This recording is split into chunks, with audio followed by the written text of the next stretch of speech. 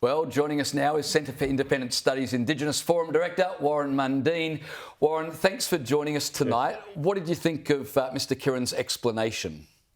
Well, I think he's just doubling down on an indefensible position because, let's be honest, 250,000 years, that'd be quite well humans actually around there, or we're still, knuckle-dragging cavemen or something like this. Look, welcome to countries is a beautiful idea where we can, we say to people, we welcome them. What it has started to turn into is this very divisive political push, and he's just made stuff up, let's be honest. He just fit 250,000 years, made it up, and then you're going to have a welcome. So what happens at my place when you have a welcome? You knock on the door, open the door and say, hey, come in, mate, good day, come in and have a cup of tea or a couple of beers in your case, James. And then, But when he says, oh, this is not designed for white people, he's sending a really bad message out there. It's a nice idea. We have an international, say, Rotary festival in Australia, 5,000 people turn here. It's nice to have a welcome to them. You have events like that across the country. It's nice to have a welcome. But when I've heard of some welcome to countries where the people turned up and just said, oh, well, you white fellas bugger off, back to where you come from. That's not a welcome. That's hardly welcoming behaviour at all, is it? I mean, I think a lot of Australians are getting quite frankly, pissed off now because there's a lot of preaching happening at these things, a lot of lecturing. That one at the AFL was quite patronising, I thought. Pauline Hanson, though, from One Nation, she's gone a step further and she said she wants Australians to turn their backs on welcome to country ceremonies. And in fact, she wants them to be scrapped at most public events altogether. What do you think? Look, turning your back is just... Look, that's just more division. We want them to get back to what the original concept is, and that is that we welcome people. We say, hello, you're here. We welcome you. We're glad, like what I used to do when I was the Deputy Mayor and Mayor of Dubbo. We do the citizens ceremony. We do the formal part of swearing them in, and then I used to say, oh, as an Aboriginal person, I'm pleased you actually chosen to come and live in our country and contribute to this country and build a beautiful nation that we got. And that's what migrants have done. And I wanted that to happen. And I think we need to get back to that concept of actually welcoming people, working together and not having divisions. And look, I'm sorry, Pauline, I think you're going a step too far. Just before we leave this topic, do you think there's reason for an established welcome to country protocol so it's the same every time? Because listening to the gentleman speak there, he said that if he was given the chance to do it again, he said, I was given allotted time, I went overtime, and if I could do it again, I'd go overtime even more. So clearly when you get someone to do a welcome to country, you're effectively giving up your event, and then you're entirely in the hands of somebody who then is going to do whatever they want. So if we're going to have these, should it not be a scripted thing so we know exactly what's going to happen and we don't have political grandstanding? Mate, you're a genius.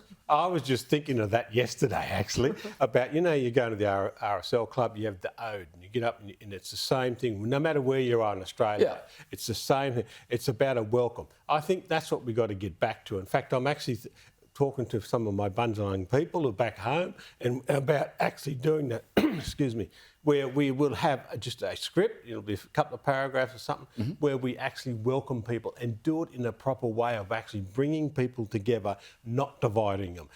Our mate, he's gone down the Pauline Hanson line as well. He's causing divisions. Let's get back to what it's supposed to be about. Yeah, very good. Well, let me give you some good news, Warren. I want to get your take on this. There's an Adelaide council that will vote tomorrow on a motion to return citizenship ceremonies to Australia Day after previously moving them to a different date. Now, you'll be interested to hear the vote comes after they surveyed ratepayers. Imagine that, a council surveying local ratepayers, and they found, this is in the Unley Council, 60% of people wanted the council to support Australia Day. Is this a return to common sense, and do you think we might see some more of this? How much common sense, mate? That is the most beautiful thing. One thing that Brad... the CEO of Woolworths did was actually highlighted the fact that these people actually hate the people who are doing these things, they hate Australia. They don't want to celebrate Australia. I think we've got a lot to celebrate here, but it's about the Australian people. It's about the first Australians, Indigenous people like myself, and also migrants. I got Irish blood, so I'm on both sides, and about how they contributed to this nation and built a beautiful nation. And that's what we should be celebrating, not running it down, not making up stories. Let's get back to the real facts. I got a little saying I say to people. I said, I don't judge nations by the worst of their history. I judge nations by how they overcome the worst of their history and are building a better future for everyone.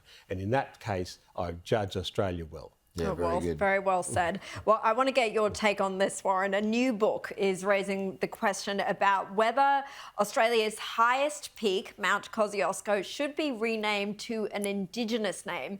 It's also fondly known as Kosi, but the mountain is actually named after a war hero by the name of Tadeusz Kosciuszko. I probably pronounced it terribly. He's a war hero. I'm glad you said it. I'll get in trouble. I'll let you take the blame for that. He's a war hero from what's now known as Belarus, as you probably know. But he never even stepped foot in Australia. So this new book is, I guess, it's part of this movement that's happening more widely to rename places in Australia to Indigenous names. But is it going too far when it comes to Kosi?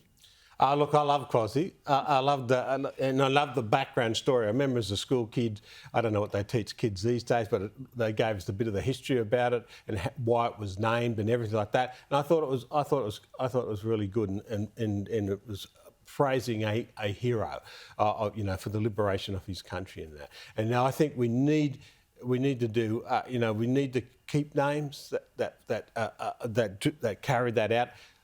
I think we are starting to go a bit too mad. I love the idea of Uluru rather than Ayers Rock, but other names. I think I get a bit confused where I'm landing and what airport I'm in now these days, which doesn't surprise me. I'm getting a bit old, but I think we need to have a more common sense approach to these things and actually sit down and talk about them and come up with some good ideas. I don't mind the ideas of having Aboriginal names. I got one myself.